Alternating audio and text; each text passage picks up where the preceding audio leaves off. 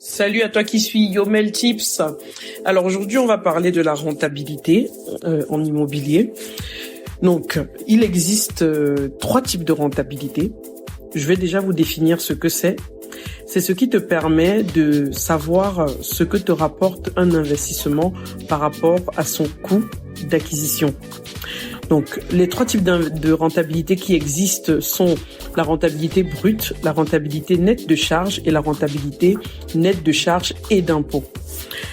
Pour calculer la première, qui est la rentabilité brute, on multiplie les loyers mensuels par 12, qu'on divise par le coût total d'acquisition. Le coût total d'acquisition, ici, englobe tout ce qui est le prix d'achat, les frais de notaire, les frais d'agence, les frais bancaires et les travaux si le bien en question il est concerné. On va prendre un exemple concret pour que tu comprennes mieux. Donc, par exemple, supposons que les frais d'acquisition sont de 150 000 euros, le loyer de 1 500 euros par mois et ce qui nous ramène à 18 000 euros l'année. Ça nous fait 12 fois 1 500 sur 150 000 euros. Multiplié par 100, on obtient une rentabilité brute pour ce bien-là de 12%. Ensuite, quand tu es propriétaire, forcément, tu as un certain nombre de charges. Donc, tu as des frais de copro, si c'est un appartement, par exemple, que tu as acheté en copropriété.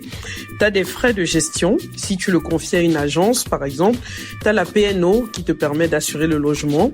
Tu as une taxe foncière à payer et possiblement une enveloppe travaux qui te permet d'anticiper, de provisionner les éventuels travaux que tu peux avoir pendant l'exploitation de ton bien.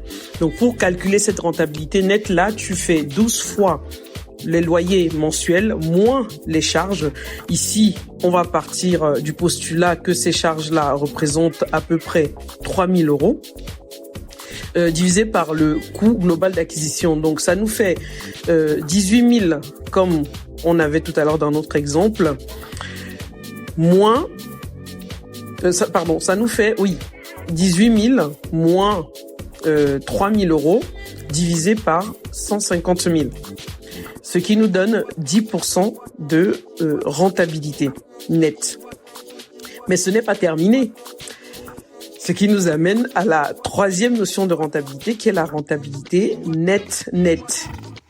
Dites la rentabilité nette d'impôts. Donc celle-ci se calcule en retranchant des loyers, en plus des charges de retrancher les impôts. Donc, si on reprend notre exemple et qu'on considère que les impôts représentent à peu près 3 000 euros, le calcul de cette rentabilité nette là serait de 18 000 moins 3 000 pour les charges et moins 3 000 pour les impôts, divisé par 150 000 euros qui est le coût d'acquisition, ce qui nous fait 8% de rentabilité nette.